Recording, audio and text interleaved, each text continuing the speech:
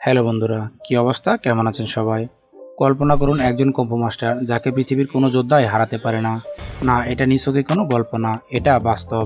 আজকে আমরা এমন কিছু সুপার হিরোদের সম্পর্কে জানবো যারা নিজেদের সব সীমাবদ্ধতাকে অতিক্রম করে যেন এক সুপার হিউম্যানে রূপান্তরিত হয়েছে। এদেরকে দেখলে মনে হবে এরা যেন প্রত্যেকে এক একজন জীবন্ত কিংবদন্তি। তাদের মধ্যে কেউ কেউ এতটাই শক্তিশালী যে কোনো জিম্মি অবস্থাতে পুরো টেবিলকে উল্টে দিতে পারে। আবার কেউ একাধিক আক্রমণকারীকে পরাস্ত করতে একটাও শট মিস করে না। কিন্তু এগুলো দেখার আগে আমরা জানবো এমন এক ব্যক্তি সম্পর্কে যে পৃথিবীর সবচেয়ে লম্বা ব্যক্তির মধ্যে একজন, যার নাম পিটার। পিটারকে বলা হয় পৃথিবীর সবচেয়ে লম্বা বডি বিল্ডার, যার উচ্চতা 7 ফুট 2 ইঞ্চি। আপনি কি জানেন পিটার হাফ থর জুলিয়ার বনসন থেকেও 5 ইঞ্চি লম্বা? থর, যিনি দ্য মাউন্টেন গেম অফ থাউনসে অভিনয় করেছিলেন। হ্যাঁ, সে দ্য মাউন্টেন, যার নাম তার বিশাল আকৃতি শরীরের জন্য হয়েছে। পিটার তার শারীরিক আকৃতিতে মাউন্টেন থেকেও বড়, কিন্তু তার এই উচ্চতা কোনো জেনেটিক বা হরমোনাল কারণে নয়। বলতে পারেন সে একজন সুস্থ স্বাভাবিক 7 ইঞ্চি 2 ফুটের দত্ত। পিটারের পর এবার আমরা জানবো এমন এক ব্যক্তির কথা যে তার শক্তির জন্য আজও কিংবদন্তি হিসেবে পুরো পৃথিবী জুড়ে বিখ্যাত, যার নাম হলো এডি হেল। এডি প্রায় 200 কেজি ওজনের একটি চলন্ত পর্বত, বলা যায় প্রকৃতির এক অনন্য সৃষ্টি। তিনি ব্রিটিশ মোস্ট পাওয়ারম্যান প্রতিযোগিতায় নিজের নামটা স্বর্ণ অক্ষরে লিখিয়েছেন। 2016 সালে তিনি প্রথম ব্যক্তি হিসেবে 500 কেজির ডেডলিফট তুলে পুরো পৃথিবীকে তাক লাগিয়ে দেন। শুধু ডেডলিফটই নয়, তার মুষ্টিযুদ্ধের ক্ষমতাও যেন অতি মানবীয়। তার প্রতিটা পাঞ্চ যেন এক একটা চলন্ত ট্রেনের শক্তির সমান। এটা যেন পৃথিবীর সবথেকে শক্তিশালী পাঞ্চ। এডির পাঞ্চের ক্ষমতা এতটাই ভয়াবহ যে তিনি একবার আঘাত করলে আপনি হয়তো আর ফিরে আসতে পারবেন না। তবে শক্তির এই খেলা এখানেই শেষ নয়। আপনি যদি মনে করেন এডির এই পাঞ্চ সবচেয়ে শক্তিশালী, তবে আপনি বোয়াকাও বঞ্চামেকের পায়ের শক্তি সম্পর্কে হয়তো জানেনই না। তিনি থাইল্যান্ডের একজন মুইথাই মাস্টার।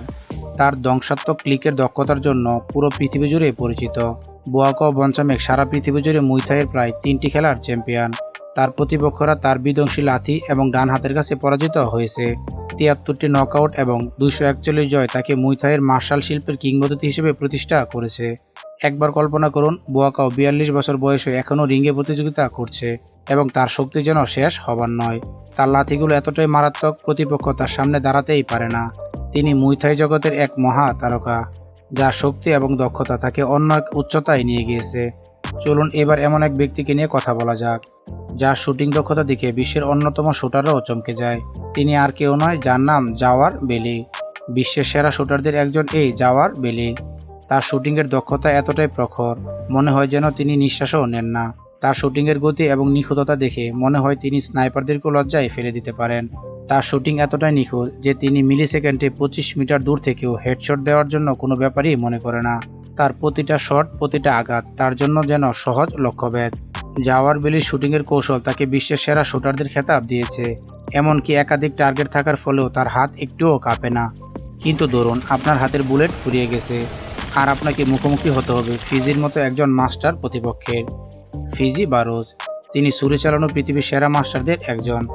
তার দক্ষতার কথা আর কি বলবো, তিনি এতটাই দক্ষ যে ছুরি দিয়ে তার লক্ষ্যভেদ করতে পারেন চোখের পলকেই। তার ছোড়া প্রতিটি ছুরি যেন নিখুঁত এবং ভয়ঙ্কর।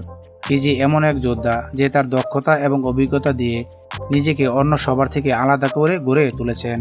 তার ছুরি চালানোর কৌশল তাকে এই অপ্রতিরোধ যোদ্ধা হিসেবে গড়ে তুলেছে। হাত পা এমনকি চুল দিয়েও তিনি লক্ষ্যভেদ করতে পারেন।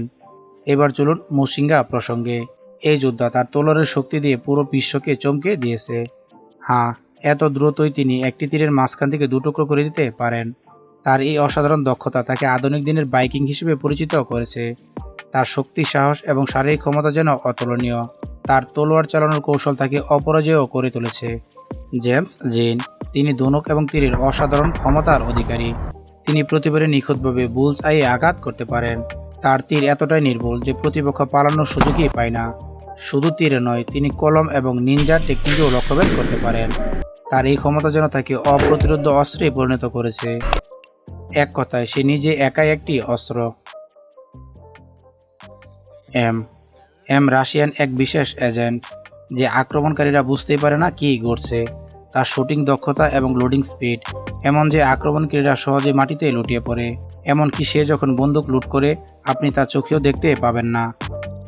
শাওলিন মাস্টার, এখন জানবো শাওলিন কুম্ফু মাস্টার সম্পর্কে।